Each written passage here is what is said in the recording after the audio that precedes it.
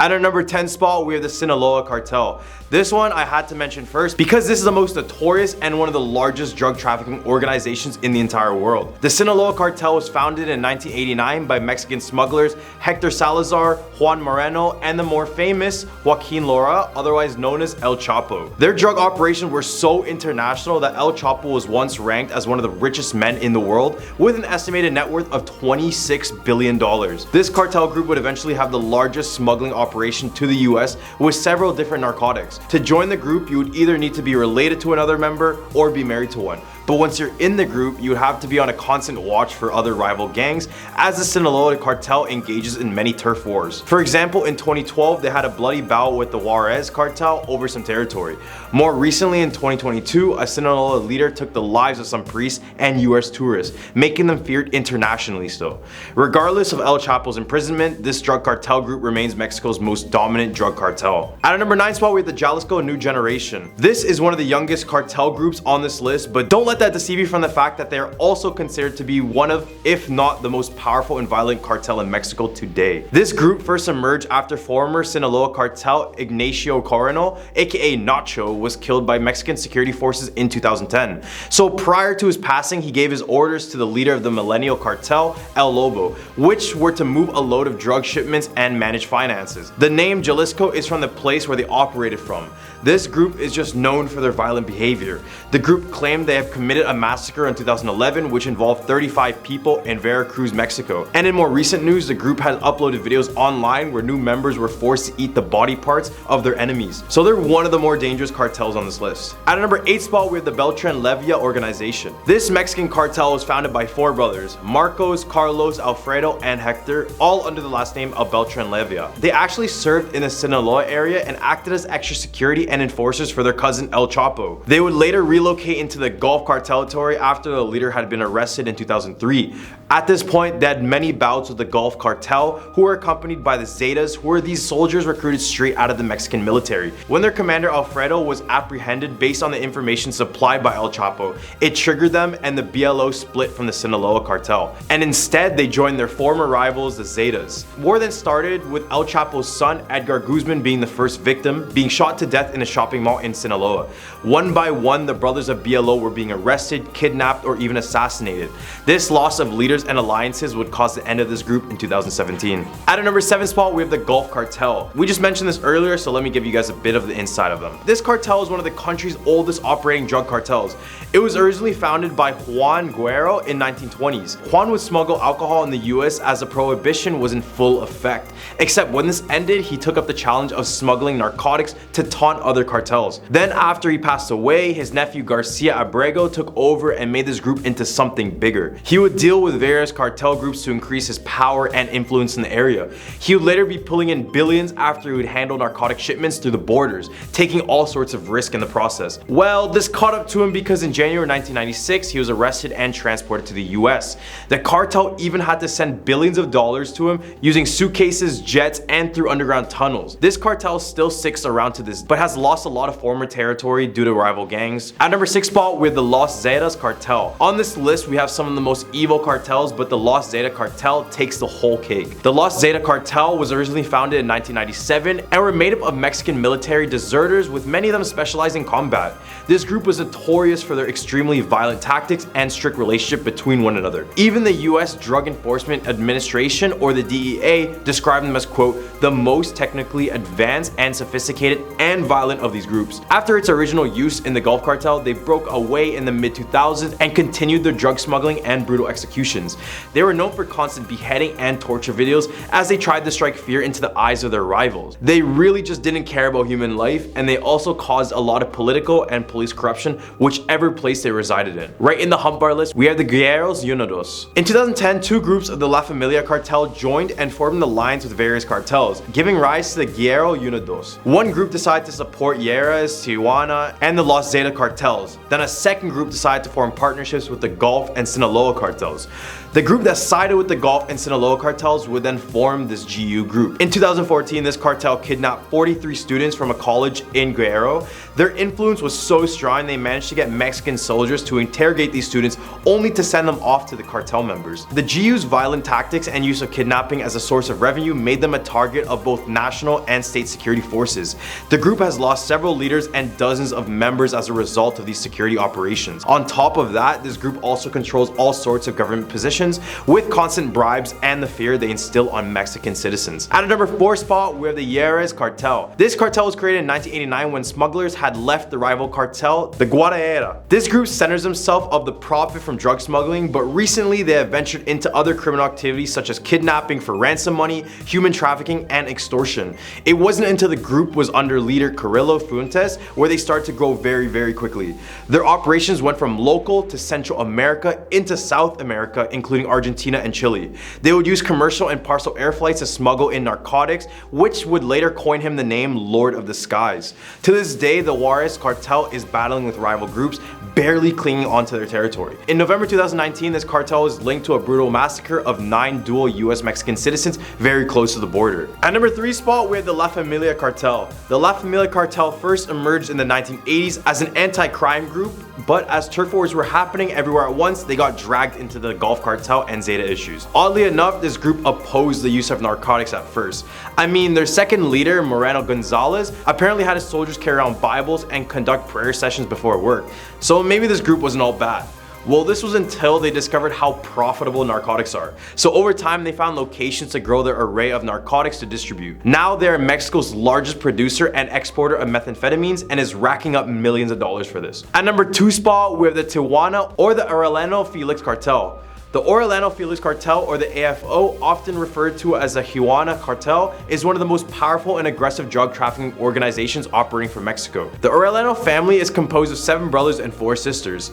Ramon is considered the most violent brother and organizes and coordinates protection details over what he exerts absolute control. In this cartel, they directly influence law enforcement and the judicial system in Mexico, as well as mass transportations of narcotics into the United States. The Tijuana cartel is presented in at least 15 Mexican states with important areas of operations in Tijuana, Mexicali, Tecate, Ensenada, and Baja California. At number 1 spot, we have the Nueva Plaza cartel. The state of Jalisco is home to the Nueva Plaza cartel as well, also known as the Cartel Nueva Plaza. Enrique Sanchez Martinez, aka El Cholo, and Eric Valencia Salazar, aka L55, were charged in the organization when it first formed as a breakaway faction of the Jalisco New Generation cartel. This cartel started in 2018 and was financially supported by the Sinaloa cartel, and this caused many fatal clashes between them and the Jalisco New Generation cartel. In March of 2021, El Cholo appeared in a video claiming he had reached a deal with Mexico City security chief Omar Garcia Harfuch to combat the Jalisco New Generation cartel. Less than 4 hours later, El Cholo was found dead, his body covered in plastic on top of a park bench in Jalisco. Among other things, this cartel specializes in money laundering, extortion, arms trafficking, making them a strong cartel among those on this list. Starting off this countdown at number 10, NXIVM. If you thought cults were a thing of the past, think again. NXIVM had more than 18,000 followers across North America until 2017, when members came forward to expose the abusive practices of a secret society within the group. Women were recruited under the false pretense that they were joining a sisterhood of sorts, but it ended up being an intimacy cult. A pyramid scheme existed within the group, with the leader, who members called Vanguard, at the top, masters who recruited other women to the secretive group, and at the bottom were the newest recruits, who were referred to as the slaves. A former member recounted to the New York Times that in order to be admitted into the secret club, she had to give her master naked photos and other compromising documents that would be used as blackmail if she ever told anyone about the group's existence. In 2020, the leader was tried in court, where more than a dozen women came forward with statements regarding his psychological and intimate abuse. Victims were also as young as 15 years old. The leader was sentenced to life in prison, but in a court filing, his lawyers wrote he is not sorry for his conduct or his choices. Now coming in at number 9, Order of the Solar Temple. Founded in Switzerland in 1984 by Joseph D. Mambro, the Order of the Solar Temple traced its roots to the medieval Knights Templar, but also thought the world would end in the 1990s. Things Things took a turn in 1994 when Joseph reportedly ordered the execution of an infant in Quebec. Later that year, more than 50 members of the group were murdered or passed by taking their own life, and the group's buildings were destroyed by fire. Additional members then passed away by also taking their own lives in 1995 and 1997. Wildly enough, the Order of the Solar Temple still remains active today and has several hundred members. Number 8. Angel's Landing. Angel's Landing is the name of the 20-acre compound outside of Kansas, where Lou Castro and a small group of people lived an extravagant life in the early 2000s.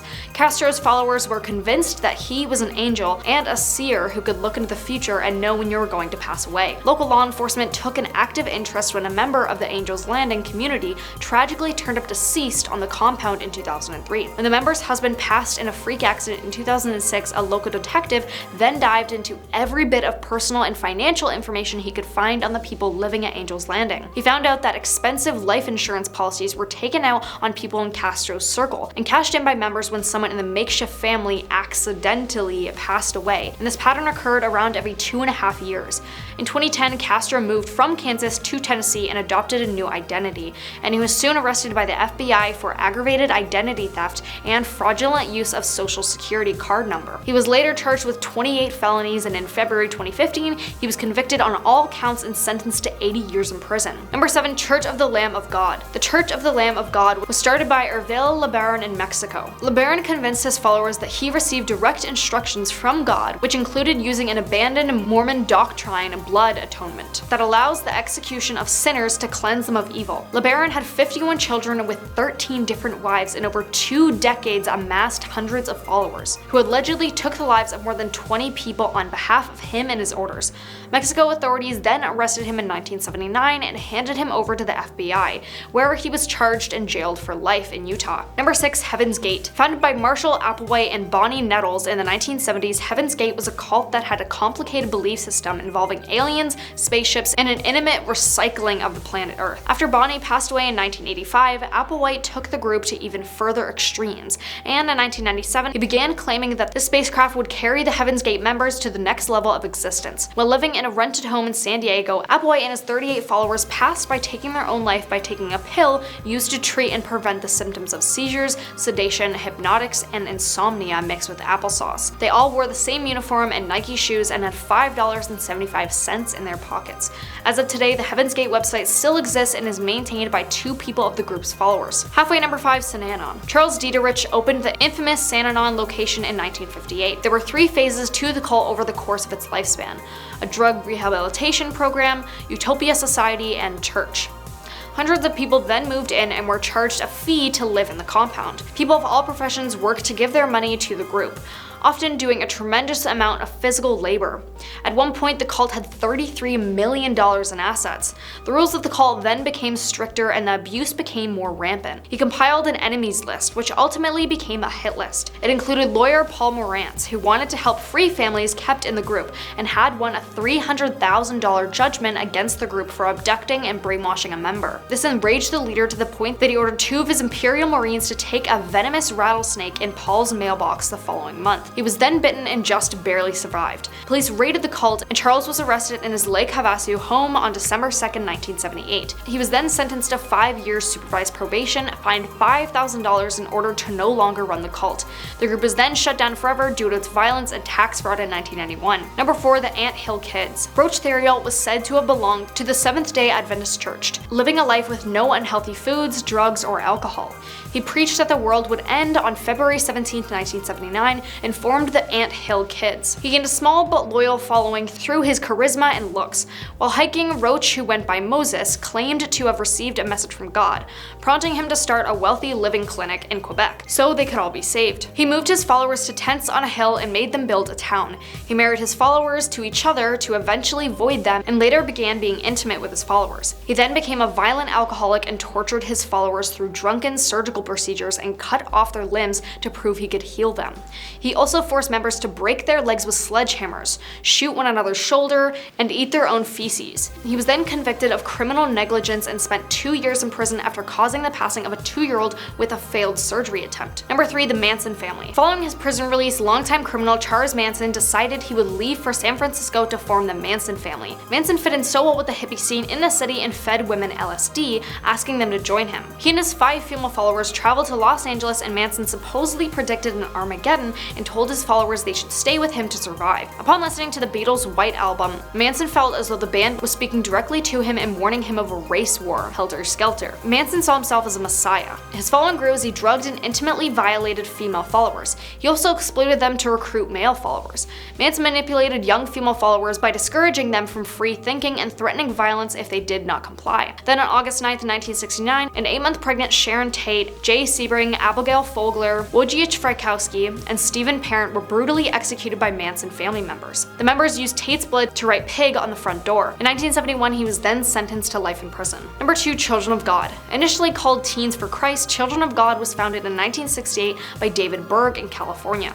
Attracting young runaways and hippies, David preached a kind of worship that combined the ways of Jesus Christ with the free love movement of the 60s. Members, who amounted to 15,000 people across the world at its peak, didn't work or go to school. The Children of God didn't believe in the nuclear family, so children were grouped together and lived separately from the parents. In the late 1970s, Children of God became notorious for the intimate practices that one of David's own daughters later described as religious prostitution. David coined the term flirty fishing, an intimate practice in which women would allegedly have intercourse with men to bring them into the cult. As he manipulated the Children of God family with his sadistic practices, members started leaving the community, including the family of actor Joaquin Phoenix, who grew up in a Children of God commune. Although David passed away in 1994 while under FBI investigation, the Children of God cult continues to exist and now goes by the name Family International.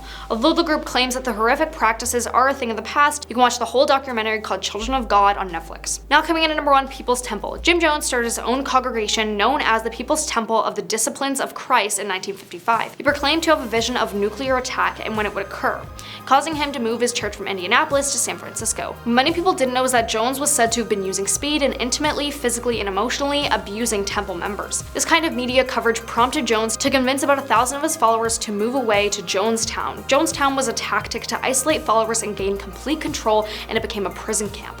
Followers were publicly beaten, put into solitary confinement, and even put down with sedatives. On November 18, 1978, Jones was mad when he heard some members wanted to return to the States with California Congressman Leo Ryan. As Ryan was on his plane waiting to fly back to the States, he was executed as an order by Jones. Later that day, Jones ordered everyone to the pavilion. He urged everyone to drink a grape-flavored aid mixed with cyanide, tranquilizers, and sedatives. People were pressured into drinking it in fear of being shot. Those who didn't want to drink it were forcefully injected with poison. Jones was found with what was believed to be self-inflicted gunshot wound in his head, following the mass of the people that all drank the grape drink and took their lives. The Jonestown Massacre is known as one of the largest mass passings in American history, with a total of over 900 passings. At our number 10 spot, we have Ivan the Terrible. To get a nickname like this, you already know he must have done something very bad. I mean, his name ain't Ivan the Humble. Born in 1530 to Grand Prince Vasily III of Moscow, he became an instant representative for the Rurik dynasty. It wasn't until shortly after his father would pass away, when he was only at the age of 3, causing him to take the position of Grand Prince of Moscow. 5 years later, his mother passed away, which only added more fuel into this little boy's heart. Then on January 1547, Ivan was crowned the first Tsar and Grand Prince of all of Russia. At first, he was doing very well. He improved military service, strengthened church affairs, and introduced extensive self-government. Except during these turbulent times, he was escalating his own paranoia, and his mental health would deteriorate as more issues would be piled up. In November 1581, he attacked his pregnant daughter-in-law, which caused a miscarriage. This also stirred up a famous encounter with him and his son, where he struck his own son in the head with a staff until his skull was broken, killing him. That's not all. He once blinded the architect who created the St. Basile Cathedral to ensure he would never design anything as beautiful again. During 1560 as well, Ivan's paranoia led him to believe the citizens of Novgorod were committing treason. So what did he do? He went on to massacre them, killing around 2,000 to 27,000 people. Ivan even decided to sew the Archbishop of Novgorod into a bearskin and then let dogs hunt and kill him. He also had 8 wives, but that's not so scary, kinda nice, am I right? At number 9 spot, we have Vlad the Impaler, another unpleasant nickname on our list. First of all, he is responsible for the deaths of around 80,000 people, but for some historians that number pushes to around 100,000. Out of those people he apparently killed, around 20,000 of them were impaled. No wonder he got this name. Many people have him as inspiration for Dracula for his bloodthirsty bloodthirsty ways. For example, after his family passed away, he decided to hold a banquet and invited hundreds of members of all of his rivals' families. So when he had them all over, he then all had them stabbed, and their still twitching bodies were impaled on these spikes. And another time, when he retreated from a battle, he ordered 20,000 defeated Ottomans to be impaled on wooden stakes. This was such a horrifying sight that when the Sultan Mahmud II saw the lines of bodies, he quickly retreated back to Constantinople. Regardless of his bloodthirsty motives, he remains a national hero in Romania. His victorious campaigns against the Ottoman forces, which protected both the Wallachia and Europe, have won him praise as a military leader. So good or bad, he did kill a lot of people, but then again, they were impaled brutally, so I don't know what to say about that one. At number 8 spot, we have Phalaris. This leader created one of history's worst torture devices of all time. The brazen bull was designed by Greek tyrant Phalaris, who reigned in ancient Greece from 5070 to 554 BC. He's most famous for his cruelty, and he would literally use the funds of his own citizens to create more torture devices. The craziest thing about his brazen bull was the fact that he asked a designer slash builder named Perillus to create it, but it was said that Phalaris used him as the first victim to be executed in it. Talk about a backstab. This torture device was a bronze bull that would basically roast victims alive, and to make things worse, before the victims were placed into the bull, they were forced to have their tongues cut out and their hands bound. As the victims burned alive, their screams would appear as if the bull was alive. At number 7 spot, we have Emperor Caligula. This guy was definitely the craziest Roman emperor I've read about. If you had a bloodthirsty tyrant and a sexual deviant, you would have Emperor Caligula. After being born in the year 12, he would go on to become Roman emperor from 37 to 41 CE. When he first took authority, it was noticeable that something terrible was wrong about him. Caligula had incestuous relations with his 3 sisters and engaged in plenty of intimate group sessions during his reign. And on top of that, he forced senators to bring their wives and their daughters to his palace, where he would convince them to do very inappropriate things for him and others in authority. Then, to become a full menace, Caligula would brag about his sexual performances right in front of the husbands of the women he slept with. This guy was a player, a menace, and a ladies' man all in one. In a pursuit for wealth, he would stage trials of innocent people in order to confiscate their estates, while he gained large quantities of money and luxuries for himself. Eventually, things started to go bad. I mean, bad leader, bad place. Makes sense. However, the last straw was after famine and bankruptcy hit. It was here where he planned to move to Egypt to live as a sun god. This eventually triggered his murder in January 41 AD. At number 6 spot, we have Joseph Stalin. Stalin was born in 1878 and was the infamous leader for the USSR during the 1930s. Despite their success against Germany to end the war, Stalin was far from being innocent from any war crimes himself. He is indirectly responsible for around 30 to 40 million deaths, though that number tends to hop around a lot. Out of those millions, many of them happen to be in the Soviet Union itself. For example, in 1932 and 1933, millions of Ukrainians were killed in a man-made famine, which was engineered by none other than Joseph Stalin. Then in 1936, Stalin initiated the Great Purge, aiming to rid the Communist Party of some of the biggest detractors and rivals of the group. Hundreds of thousands of people initially were arrested by Stalin's NKVD, which was the secret police at the time. Many were executed or sent to the Gulag, which, for those who don't know, were these terrible, harsh labor camps where many people would pass away. Also, he organized a series of mass executions, which totaled around 22,000 people, consisting of Polish officers and POWs. This is known as the Katyn Massacre, and it was done for the sole purpose to ruin the future of the Polish military. As I mentioned previously, he was responsible for the deaths of his own people, which is probably the worst crime he ever committed. Historians believed he killed over 20 million of his own people, making him one of the most evil rulers to ever exist on this list. In the Humper list, we have Mao Zedong. This guy was terrible, but also good, depending on the way you want to look at it. To set the baselines, he created the People's Republic of China, introducing communism for the first time. This is where a lot of controversial things happen. In the purges of the early 1950s, millions of wealthy peasants, intellectuals, and saboteurs were killed. Then came the Great Leap Forward from 1958 to 1962, one of the most insane experiments in social engineering ever. Private plots were abolished and communal kitchens were introduced. This experiment turned out to be a disaster, which ended up killing over 45 million Chinese people. Then in 1966, he launched the Great Proletarian Cultural Revolution, in which millions of people were persecuted and suffered public humiliation, imprisonment, torture, hard labor, and even execution.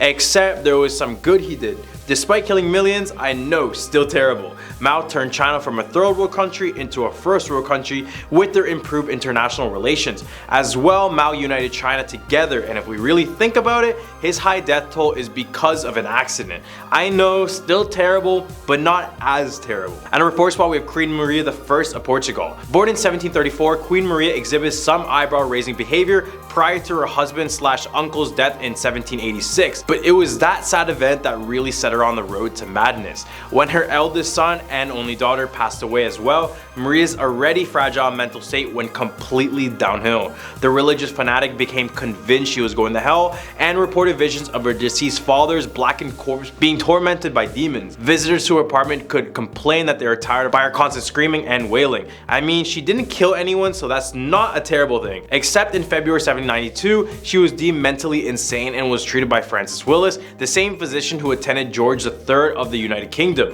So this is probably the least evil monarch on this list, but her mental deterioration and effects definitely made it difficult for the people at the time. At number 3 spot, we have Saddam Hussein. Saddam Hussein was Iraq's ruler from 1979 until 2003. His sick need for power, ultimate authority, no matter the cost in human blood, was a consistent theme throughout his entire reign. Saddam was well known for employing terror against his own people, including the use of mustard gas and nerve gas to subdue the Kurds. To mention some of his horrible actions, in 1980, he launched an attack on Iran. The battle ended in a stalemate with over 1 million people passing away, many including innocent women and children. Then he attacked Kuwait in 1990, igniting the first Gulf War and killing another 85,000 people. Following that war, uprisings killed around 150,000 civilians. The list goes on with the amount of attacks and other war crimes he committed on innocent people. Except in 2003 he was captured in Iraq, and then in 2006 he was famously sentenced to death by hanging. At number 2 spot, we have Pol Pot. Born in 1925, Pol Pot was a political leader for the communist Khmer Rouge government that led Cambodia from 1975 to 1979. His goal was to wipe out all sorts of Western influences in Cambodia and create his own country based on his personal likings. He wanted to take Cambodia back to its roots by advocating for more grassroots farmers and laborers. This basically made educated and professional people number 1 on his hit list. One of his first decisions was to evacuate Cambodia's urban areas. This displaced millions of people, resulting in a complete life change, as many of them were forced to work in labor camps as farmers. It was pretty bad because if you refused to do this type of work, this would place you in a detention center and would give you 2 options: comply or die. The Khmer Rouge also had their own torture manual, which was used in the form of interrogation. It was said that 1.5 to 2 million Cambodians were killed during Pol Pot's rule. At a number 1 spot, we have Genghis Khan. What did you expect? So he takes our number 1 spot for the most obvious reasons ever. He is responsible for the deaths of over 40 million people. Genghis Khan of Mongolia is arguably the greatest military leader of all time. The Khan regime at its peak covered over 9 million square miles of territory,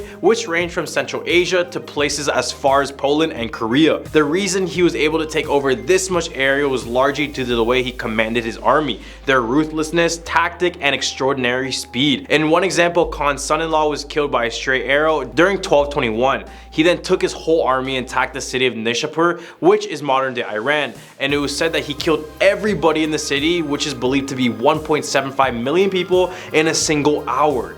The victims were beheaded and their skulls were piled up in a large pyramid. His campaign would prove to be more evil than death alone, but we don't need to mention anything else. He was so cruel that even cats and dogs would also fall victim to his strength. Besides destroying entire civilizations, Genghis Khan's conquest may have helped to spread the bubonic plague across Asia and Europe as well, thus killing another 75 to 200 million people. Glad to know we don't have this type of guy around today. At number 10 spot, we have Ashurnasirpal II. This man was a former king of Assyria and lived between the years 883 to 853 BC. Out of all Assyrian kings to exist, this one is by far the worst and most ruthless out of all of them, and it got to a point when he was considered the most wicked man of the ancient world. Ashurnasirpal installed the Assyrian tradition to pillage villages with no reason or warning. Unlike other cultures in the world, Assyria would not come to take over a village and have complete control. Instead, they would just invaded, then demand a tribute every time they came by. So when Ashurnashpal reigned, the tradition carried on, but he added some steroids to it. Number 9 spot, we have Jezebel. Considered the most evil woman in history, Jezebel was the queen of the kingdom of Israel during ancient times. She was also the wife of King Ahab, who is considered to be the most evil king of Israel, but he is not on this list. So it looks like these two must be perfect for one another. In the biblical account, it said that Jezebel was the bad influence behind all of King Ahab's actions, and it got it to the point when even God himself condemned the actions of Ahab. So you already know whatever they're doing, it was bad. During her time, Jezebel would commit many acts of evil, including the search to find God's prophets and just have them executed for their beliefs. Number 8 spot, we have King Henry VIII. You know when you watch a movie or show and they are just like, I want a son to carry on my legacy?